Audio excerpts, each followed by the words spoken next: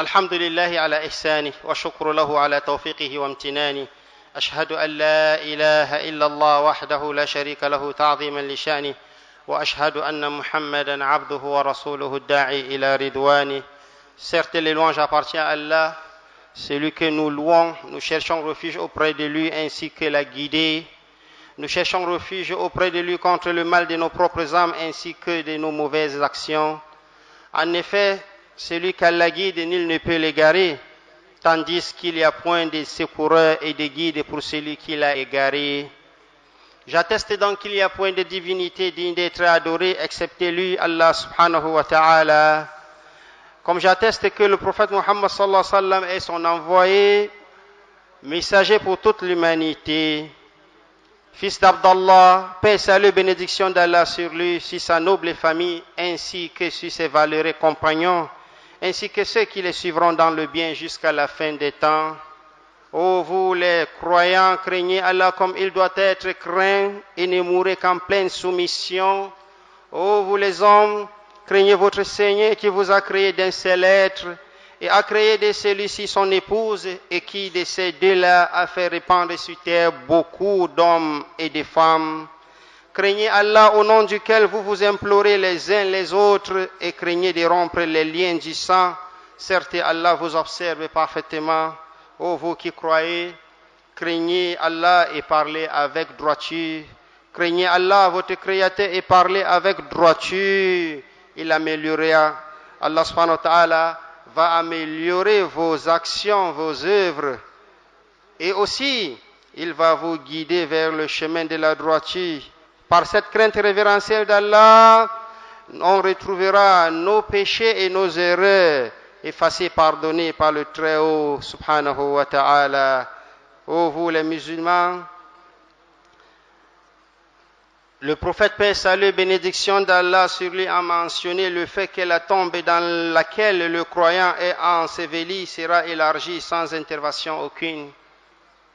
Tout comme elle sera illuminée après avoir été refermée et plongée dans un noir obscur, conformément au dire du prophète sallallahu alayhi wa sallam, par le biais du hadith d'Abu Huraira, qu'Allah soit satisfait de lui, d'après le prophète, paix, salut, bénédiction d'Allah sur lui, qui a dit que les deux anges diront aux croyants, après avoir répondu brillamment aux questions de la tombe, les deux anges lui diront, ça c'est après la réussite, après avoir répondu à ces questions, ils lui diront, nous étions convaincus que tu allais répondre de la sorte. Puis, sa tombe sera élargie de 70 coudées sur 70, puis elle sera illuminée. Et au prophète sallallahu alayhi wa sallam d'ajouter que le croyant dormira d'un sommeil de jeune marié sans réveil, lequel sommeil sera reposant et de toute tranquillité, conformément au hadith d'Abu Huraira au sujet du croyant dans sa tombe. Il est mentionné dans le hadith, il sera dit au croyant, dors tel un jeune marié, que ne saurait être réveillé que par ses bien-aimés, sauf que la tombe où il dormira, cela continuera jusqu'à ce que Allah le ressuscite. Chers musulmans, toujours dans le même thème, notre sermon aujourd'hui, pour finaliser ou clôturer ces thèmes important dans la croyance du musulman qui consiste à parler des délices de la vie dans la tombe et de l'autre côté aussi du châtiment. Mais notre sermon aujourd'hui va être concentré sur les causes qui nous amènent à cette réussite, les causes qui nous guideront vers les délices de la vie dans la tombe. Ces hadiths donc que nous avons énumérés qui parlent du sommeil, du croyant dans sa tombe, ces hadiths nous met au grand jour de manière grandiloquente une belle image qui est celle du sommeil d'un nouveau marié. Compte du fait qu'il est en lune de miel, la vie est belle pour lui. Lorsqu'il dort, il dort d'un sommeil reposant et paisible. Et au lendemain de la nuit des noces, il est réveillé par ses bien-aimés les plus attentionnés à son égard, les plus proches. Il le réveille de manière douce et attentionnée, car il est très cher et très aimable. Et lorsque cela arrive aux croyants, il souhaiterait que le temps s'accélère et que la fin des temps arrive au vu de ce qui lui a été promis en disant « Ô Seigneur, que la fin des temps arrive. Ô Seigneur, que la fin des temps arrive, qu'Allah fasse de nous ceux-là qui profiteront de cela. » Chers croyants, injonction nous a été donnée de prendre garde quant à ce qui nous attend dans la tombe avant qu'il ne soit tard, avant que nous n'entamions le voyage vers elle. Je jure par Allah, l'être humain n'a rien en dehors de ce qu'il aura œuvré et réservé pour la circonstance. Quant à celui qui vise la félicité, à lui devrait conformément à l'agrément d'Allah dans cette vie d'ici-bas. Sinon, il aura troqué la félicité par le châtiment douloureux. Il aura changé la voie qui lui ouvrira les portes du paradis avec celle qui lui ouvrira les portes de l'enfer. La tombe est donc l'étape intermédiaire entre ces bas mondes et l'au-delà, dans laquelle il vivra la félicité au cas où il est croyant, bien sûr, mais malheureusement aussi le cas où il vivra le châtiment, où il est mécréant. L'être humain récoltera donc dans la tombe ce qu'il aura œuvré dans ces bas mondes. Ah, quelle belle demeure s'il a bien œuvré, quel malheur s'il a mal œuvré. Ô Seigneur, nous demandons ton secours afin d'œuvrer conformément à ton agrément. Mets-nous d'entre les gens de la félicité et protège-nous ainsi que nos parents d'entre les musulmans du châtiment douloureux. Serviteur d'Allah, il ne souffre de l'ombre d'aucun doute que le bienfait de la félicité que l'être humain récolte dans sa tombe sera en fonction de ce qu'il aura œuvré dans ce bas monde, ainsi que toutes les causes y afférentes.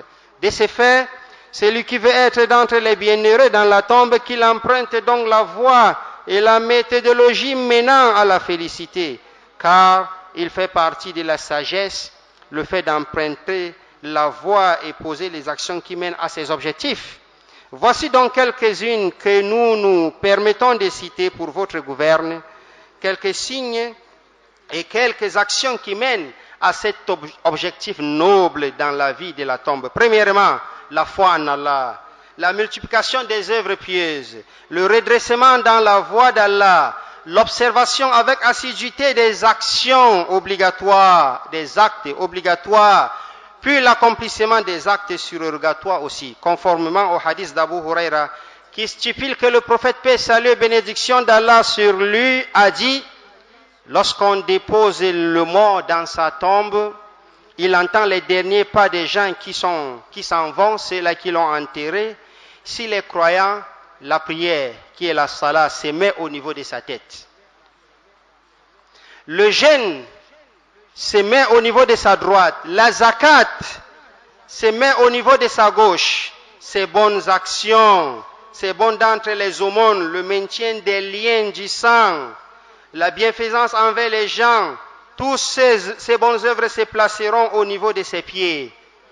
Lorsqu'on vient donc au niveau de sa tête, la prière répondra, point de passage au niveau de mon côté.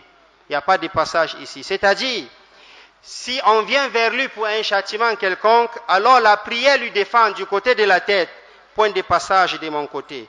Et quand on viendra du côté droit, et le jeûne répondra, point de passage de mon côté. Puis on viendra du côté gauche, et la zakat répondra, point de passage de mon côté. Et quand on viendra du côté de ses deux pieds, alors ces bonnes actions d'entre les aumônes, le maintien des liens du sang, la bienfaisance envers les gens, tous répondront, point de passage de notre côté. Hadith authentifié par Albani dans son Sahih.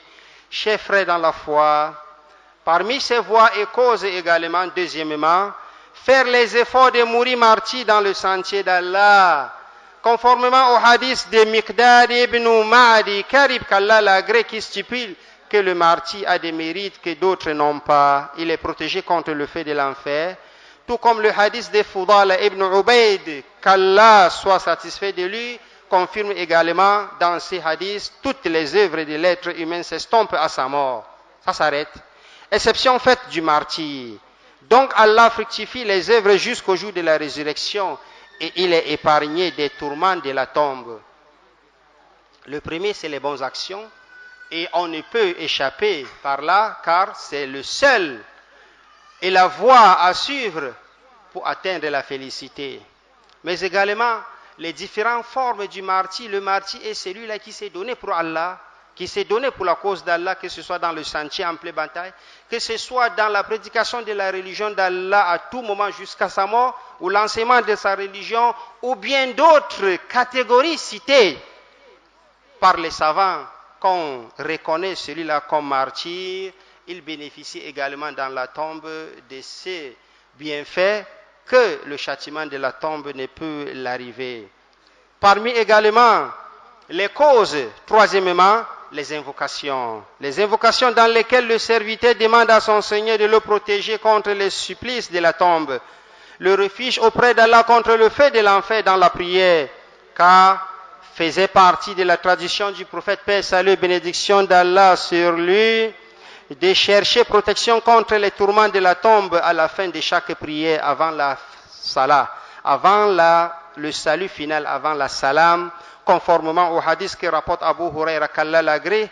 Il dit que le messager d'Allah, paix, salut, bénédiction d'Allah sur lui, a dit, après le tashahhud final, que chacun d'entre vous cherche le refuge auprès d'Allah contre 4 choses en disant, Allahumma inni a'udhu bika min azabi jahannam, Seigneur, je cherche refuge auprès de toi contre le feu de la Jahannam. Wa min azabil qabr, également contre le châtiment et le supplice de la tombe. Wa min fitnatil mahya wal mamat, également je cherche protection auprès d'Allah contre la fitna, contre cette épreuve de la vie et de la mort. Également wa min fitnati masihil dajjal, quatrièmement contre la fitna, contre cette fitna-là, cette épreuve de Masih Dajjal qui viendra à la fin des temps, et cela fera partie des plus grands signes de la fin des temps. Alors, chers frères musulmans, dans ces hadiths, le prophète sallallahu alayhi wa sallam nous a enseigné que dans notre prière, chaque jour, rien que si c'est les prières obligatoires, tu as 5 prières. Et combien de fois celui qui est aussi du côté des prières surrogatoires, matin, midi, soir, le prophète sallallahu alayhi wa sallam nous a enseigné ces doigts dans la tashahhud qui est liée à la salam, c'est-à-dire au salam final, c'est qu'on appelle le dernier tashahhud, le tashahhud final. Dans cette tashahhud, nous avons d'abord la tashahhud en elle-même. At-tahiyyatu lillah, az-zakiyatu lillah, at-tayyibatu salawatu lillah, jusqu'à la fin. Ensuite, elle est accompagnée de la prière au prophète sallallahu alayhi wa sallam, as-salat al-ibrahimiyya. Allahumma salli ala Muhammad wa ali Muhammad kama sallayt, jusqu'à la fin. Et ensuite, parmi les invocations, cette invocation, demander la protection auprès d'Allah contre le châtiment de la tombe. 4 mots. Le prophète nous a conseillé de les dire comme le dua avant de faire salam.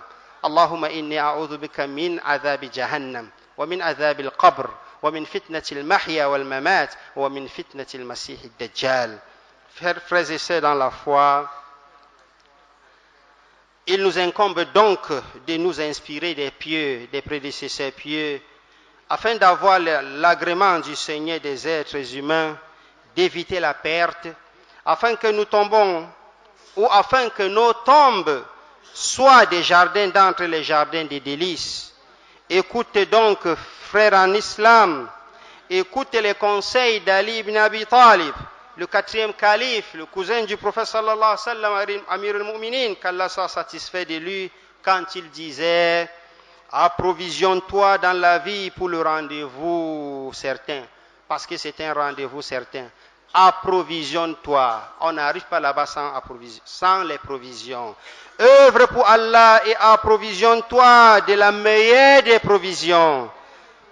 Et ensuite, le deuxième vers, il dit « Accepterais-tu être le dernier de la communauté, tandis que les autres auront rempli les bassins, ils auront rempli les sacs de voyage des bonnes œuvres, et toi, tu auras la main vide devant Allah. Accepteras-tu cela? Tazawwad lillazi la budda min, fa innal mawta miqat al-ibad. Et jusqu'à la fin où il dit Atarda an takuna rafiqa qawmin lahum zadun wa anta bighayri zadin. Il fait allusion ici à ces voyages obligatoires qui est la mort, destination de l'au-delà, ou le paradis, ou l'enfer. Il dit, est-ce que accepterais-tu voyager avec tous ces gens-là, toutes ces communautés-là, pendant que chacun a sa provision? Toi, tu n'as rien. Toi, tu n'as rien. Accepterais-tu cela? Alors, ce conseil est d'or, et à nous tous de comprendre la réalité de cette vie. Au vu de ce qui précède, fidèles en islam, je vous recommande donc de craindre Allah subhanahu wa ta'ala. Rappelez-vous sans cesse de ces passages inévitables afin de réussir. Faites vos comptes avant les décomptes et prémunissez-vous des châtiments de la tombe, ainsi réussirez-vous. Ô Allah, Seigneur, facilite-nous l'accomplissement des bonnes œuvres. Inspire-nous de nous rattraper avant qu'il ne soit tard. Pourvois-nous du repentir avant notre mort, car tu es le parfaitement entendant et celui qui répond aux prières de ses serviteurs.